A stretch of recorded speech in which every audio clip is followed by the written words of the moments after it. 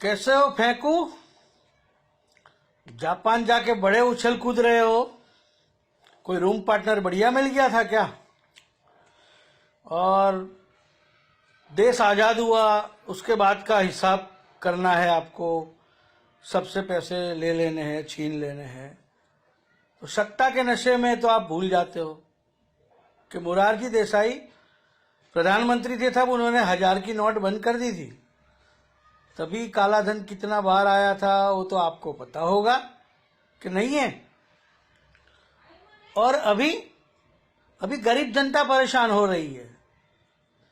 अमीरों के पास जो पैसे है वो पैसे तो अपने आप वाइट करके दोगे, क्योंकि अमीरों के तो आप गुलाम हो। उनकी बीबी को झुक झुक के सलाम करते हो, उनको सिक्योरिटी देते हो, पूरी दुनिया देख रही है।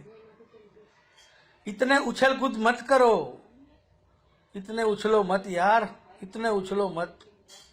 और आप किसके आगे बोल रहे हो? हर मीटिंग के अंदर आपका वही फिक्स फर्नीचर, यानी हर हर मोदी, घर घर मोदी वाले वही श्रोता अपनी पार्टियों के, उसके सामने अपनी पेड मीडिया टीवी के सामने चिल्लाते हो और लोगों को दिखाते हो। मर्द हो तो हमारी तरह बोलो, पब्लिक के बीच में आके बोलो। वो बोलना तुम्हारा काम नहीं है, तब तो तुम्हारे मुंह पे खंबाती ताला लग जाता है, क्योंकि पब्लिक को बेवकूफ कैसे बनाना है वो तुम्हें अच्छी तरह से आता है। और आपको देश को बर्बाद करने का था, देश की जनता को बर्बाद करने का था। आपको तो पाकिस्तान में घुस के मारना था, वहां तो आप उसके तलवे चाटने चले गए। बंद करो ये ड्रामा, बंद करो। नमस्कार दोस्तों, काला धन सफेद करने के लिए मोदी सरकार ने अपने आदमियों के लिए एक बड़ी सी गेम रची थी। उसका एक पर्दाफाश हुआ लगता है।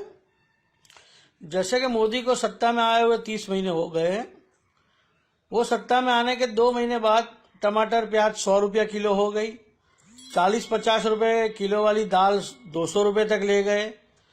अब ये जो जमाखोर थे वो पूरे बीजेपी आरएसएस से जुड़े हुए थे, और बीजेपी के आरएसएस के नेता लोग भी थे। वो लोगों ने करोड़ों अरबों रुपए का काला धन जमा कर लिया। अब मोदी सरकार ने क्या किया कि देश में जो काला धन है उसको सफेद करने के लिए एक स्कीम का अनाउंस किया। यह स्कीम पिछले 2-3 महीने पहले पूरी हो गई। उसमें यही जो व्यापारी लोग थे वो लोगों ने अपना जो काला धन था, दाल का, सब्जी का, अनाज का से जमा किया हुआ, उसको उन्होंने सफेद कर दिया। ये काला धन सरकार में जमा करा लिया, बराबर। उनका काला धन सफेद हो गया। अब मोदी ने क्या किया कि अपने आदमी सब सेफ हो गए, और लोगों को परेशान करने के लिए उन्होंने ये रातों रात स्कीम निकाल दी, और अपने आरएसएस और बीजेपी के जुड़े हुए सारे लोगों के करोड़ों अरबों खरबों रुपए जो काला धन था उसको वाइट करवा दिया है। उसमें मेरे पास थोड़ी बहुत सूची आई है, लेकिन मैं उसे सत्तावार नहीं समझता। लेकिन ये इनकम टैक्स डिपार्टमेंट के देश प्रेमी जो अफसर है वो लोगों ने वो स्कूटनी की है कि भाई कौन से आदमियों ने ये धन वाइट किया है। तो वो जनता में थोड़ा बहुत आ गया है।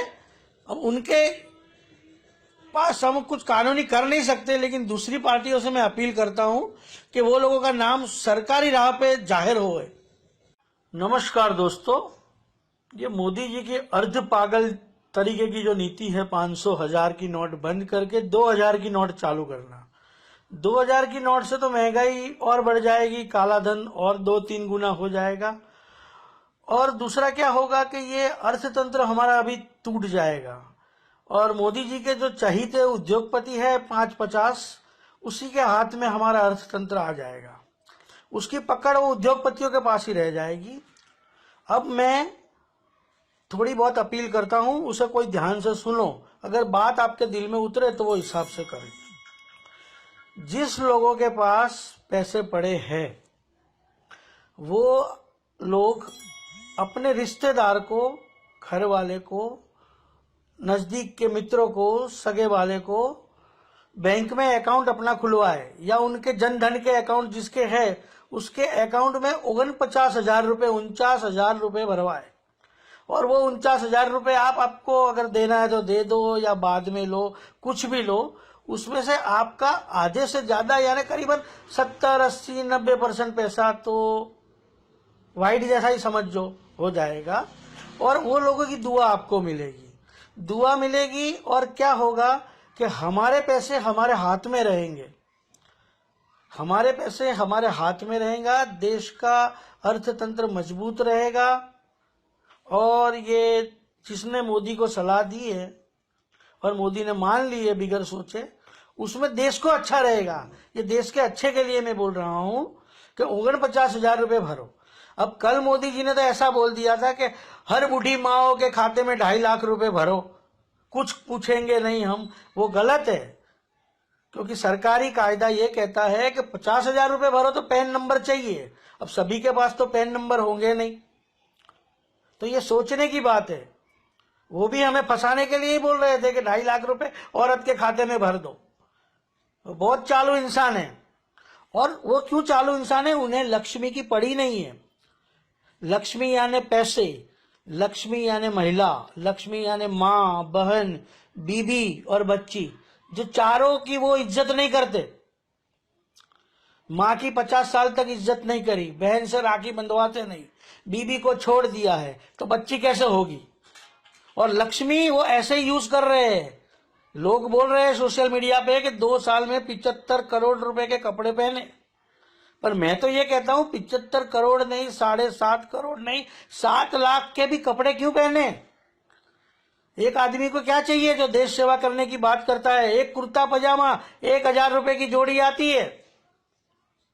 और तनख्वाह क्यों ले रहे हो? जब आपको बीबी बच्चे नहीं है तो तनख्वाह जमा करवा दो।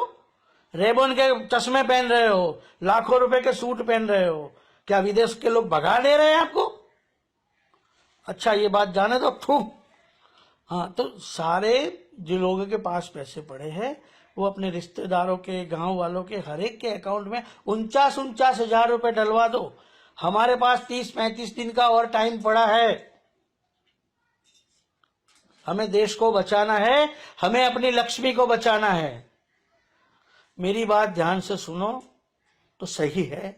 वो तो बोल रहा था कि मैं 15-15 लाख रुपए हर एक के अकाउंट में जमा करवाऊंगा। वो तो चुना हुआ आदमी है, पीएम बना हुआ है। मैं तो कहीं चुना हुआ भी नहीं हूं, मैं मामूली कॉर्पोरेटर भी नहीं हूं। लेकिन मैं सोचता हूं कि जन धन के खाते देश में 10-12 करोड़ जो भी है, इनके खाते में जिसके पास पैसे है वो रिश्तेदार 49,000 रुपए डाले। नमस्कार।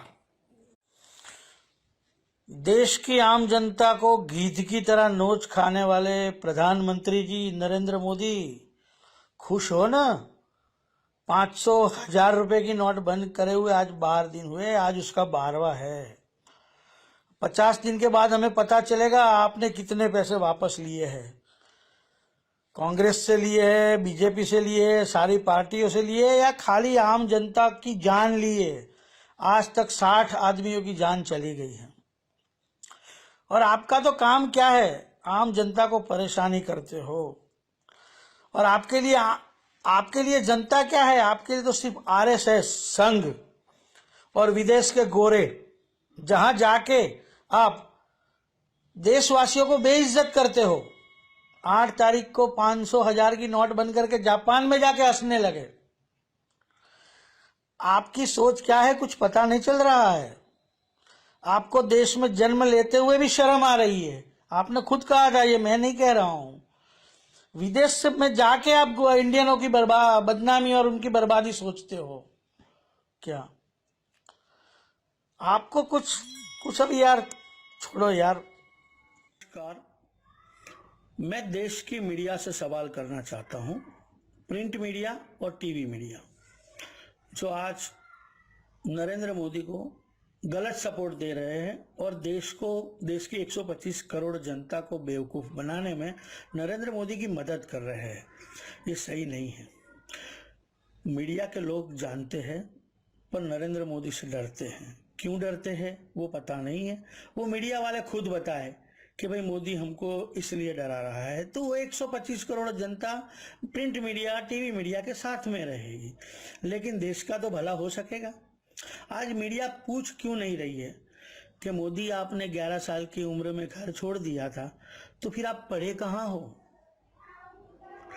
उनका भाई बोल रहा है प्रहलाद कि मोदी ने सोने के जेवर की चोरी की थी, तो मीडिया क्यों पूछ नहीं रही है कि चोरी क्यों की थी, कब की थी?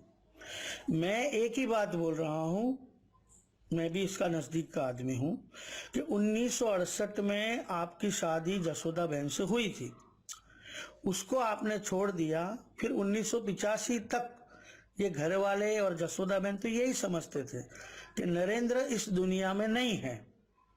तो 1968 से 85 तक आपने क्या काम किया है, आप देश को बताओ। छोटे मोटे कौन से ऐसे गुनाह कर दिए कि पूरे देश में आपको इधर से उधर घूमना पड़ा, भागना पड़ा? और ये मीडिया जानती है, सबको सही पता है, पर मीडिया बताती नहीं है। तो मीडिया देश वालों को ये बताए। परसों वो मीटिंग में पब्लिक के सामने रो गया कि मैंने ये देश के लिए छोड़ दिया है, सब कुछ छोड़ा है। अरे भाई, तू तो एक यार चाय की वर्दी देने वाला आदमी था, चाय लेके लोगों को डिलीवरी करता था। तुझे कहां से पता था कि मैं प्रधानमंत्री बनने वाला हूं?